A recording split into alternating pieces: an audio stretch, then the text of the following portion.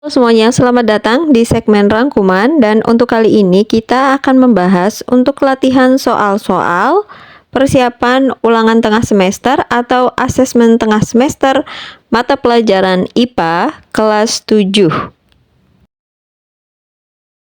Langsung saja kita ke soal yang pertama. Zat radioaktif seperti kobalt 60 dipelajari pada cabang ilmu kimia yaitu A. Kimia organik, B. Kimia anorganik, C. Farmasi, D. Radiokimia. Jawaban untuk pertanyaan ini yang tepat adalah radiokimia atau pilihan D. Soal berikutnya, cabang sains berikut ini yang mempelajari tentang penggolongan makhluk hidup di muka bumi adalah A. Histologi, B. Genetika, C. Taksonomi, D. Mikrobiologi. Jawabannya adalah taksonomi atau C. Pernyataan yang bukan aturan ketika bekerja di laboratorium adalah, kita langsung analisis satu persatu pilihan jawabannya. A. Membawa peralatan dari kaca dengan sikap vertikal dan kedua tangan. Ini benar ya, ini adalah termasuk cara bekerja di laboratorium. Kemudian yang B, menggunakan pipet isap atau tekan karet dengan pijitan. Ini juga benar. Kemudian yang C, memahami secara betul dalam memperlakukan bahan-bahan terutama bahan kimia. Ini juga adalah cara bekerja di laboratorium. Sedangkan pilihan D, meletakkan botol yang berisi bahan kimia langsung terkena sinar matahari. Ya, ini bukan cara bekerja yang benar di laboratorium karena sinar matahari itu akan mengubah dari bahan-bahan kimia. Jadi jawabannya adalah D. Soal selanjutnya, pasangan nama alat dan fungsi yang tepat adalah, kalau kita lihat di gambar, ini namanya adalah labu Erlenmeyer dan fungsinya adalah untuk menampung larutan atau cairan. Jadi jawabannya adalah C. Banyak bahan kimia di laboratorium yang diberi label berisi simbol tertentu. Salah satunya simbol bahan berbahaya jika terjadi kontak dengan kulit, terhirup atau tertelan. Nama dari simbol tersebut adalah apakah A. korosif, B. radioaktif, C. iritan, atau D. harmful. Untuk bahan yang sifatnya berbahaya jika terjadi kontak dengan kulit, terhirup ataupun tertelan, itu namanya adalah harmful atau D. Penelitian terhadap suatu objek dilakukan dengan menggunakan metode ilmiah. Tahapan metode ilmiah yang benar adalah dimulai dari rumusan masalah, kemudian observasi, kemudian hipotesis, lalu percobaan, dan yang terakhir adalah simpulan. Pilihan jawaban yang tepat adalah B. Jawaban sementara dari masalah yang sedang diteliti untuk diuji kebenarannya disebut A. variabel, B. metode, C. data, D. hipotesis. Jawabannya adalah hipotesis atau D. Soal berikutnya, di sini ada gambar. Arti dari simbol di atas adalah, untuk simbol pada gambar itu artinya zat yang beracun. Jadi, pilihan yang tepat jawabannya adalah C. Bahan dapat menyebabkan kematian bila masuk ke tubuh. Pertanyaan selanjutnya, dalam suatu pengamatan terhadap kecepatan pertumbuhan tanaman jagung, sebelum dilakukan perlakuan diamati beberapa faktor, seperti suhu, cahaya, air, pH tanah. Faktor-faktor tersebut disebut A. variabel bebas, B. variabel terikat, C. variabel kontrol, D. hasil eksperimen.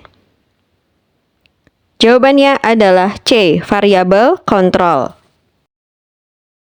Variabel bebas pada percobaan pengaruh kadar pupuk terhadap pertumbuhan tanaman adalah A. Waktu pemberian pupuk, B. Pertumbuhan tanaman, C. Jenis tanaman, D. Pemberian dosis pupuk.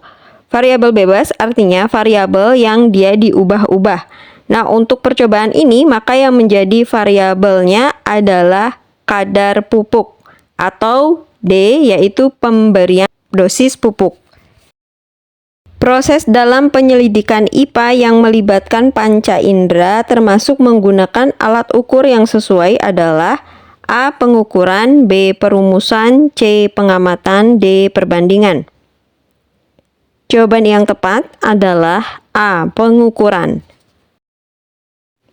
Untuk soal berikutnya, di sini ada 4 pernyataan. Yang pertama, mengukur tinggi badan dengan roll meter.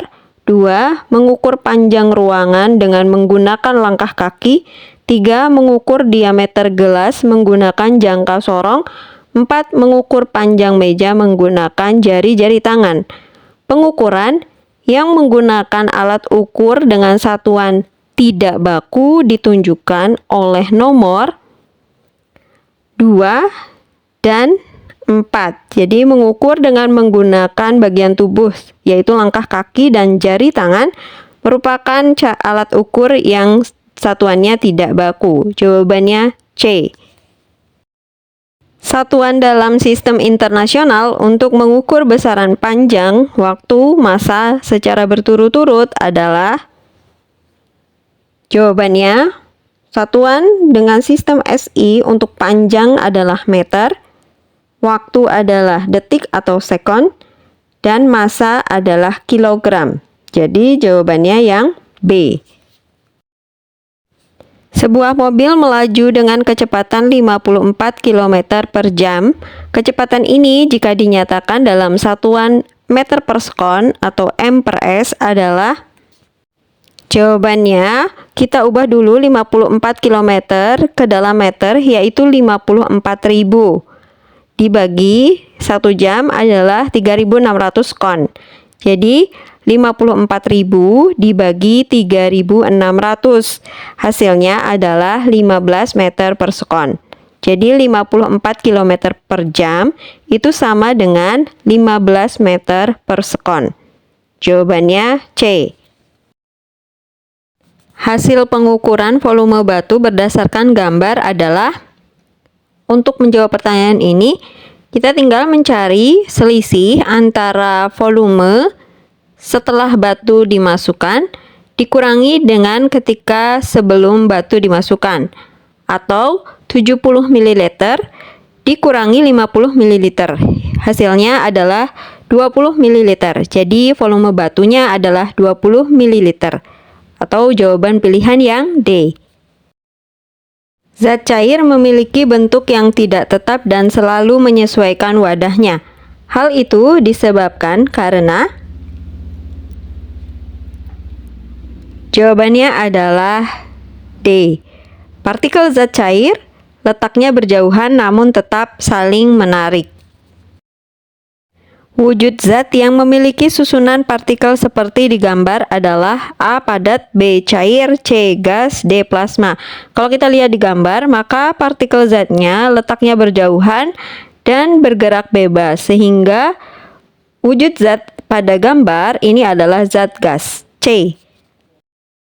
Pertanyaan berikutnya, saat suatu zat mengalami penyubliman, maka zat tersebut A. Melepaskan energi kalor, B. Memerlukan energi kalor, C. Mengeluarkan energi kalor, D. Tidak memerlukan energi kalor.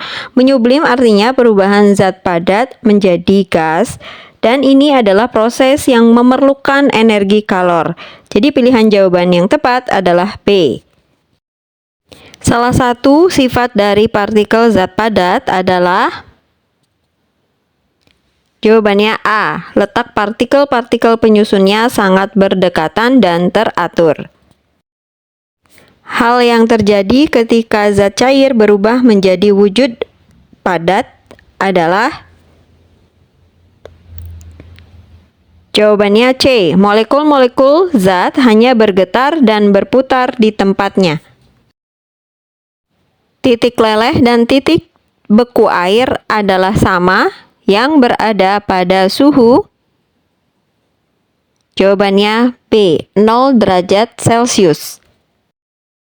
Pertanyaan berikutnya ada 4 pernyataan, yaitu yang pertama, logam dipanaskan membara. 2, besi dibiarkan di tempat terbuka mengalami korosi. 3, garam dibuat dengan mencampurkan asam dan basa. 4, air dipanaskan dengan menguap. Yang termasuk perubahan kimia adalah pasangan nomor. Jawabannya 2 dan 3. Besi dibiarkan di tempat terbuka mengalami korosi dan garam dibuat dengan mencampurkan asam dan basa. 1, daun yang tua berwarna kuning. 2, air dipanaskan menguap. 4, kertas dibakar menjadi abu. 4, beras ditumpuk menjadi tepung. Perubahan fisika ditunjukkan oleh nomor. Perubahan fisika itu hanya merubah wujudnya saja, yaitu nomor 2 dan juga 4. Balok aluminium memiliki volume 1000 cm3 dan massa 2600 gram. Besar massa jenis balok adalah. Kita dapat menyelesaikan pertanyaan ini dengan memasukkan bahwa rumus massa jenis adalah massa dibagi volume. Berarti massanya 2600 gram dibagi volumenya 1000 cm3. Hasilnya adalah 2,6 gram per cm3. Soal yang terakhir, sebongkah perak diketahui memiliki massa jenis 10,5 gram per cm3. Bila volume perak adalah 50 cm3, maka massanya sebesar. Untuk menjawab pertanyaan ini, maka rumus massa adalah massa jenis dikali volume. Massa jenisnya 10,5 dikalikan volumenya adalah 50. Hasilnya adalah 525 gram.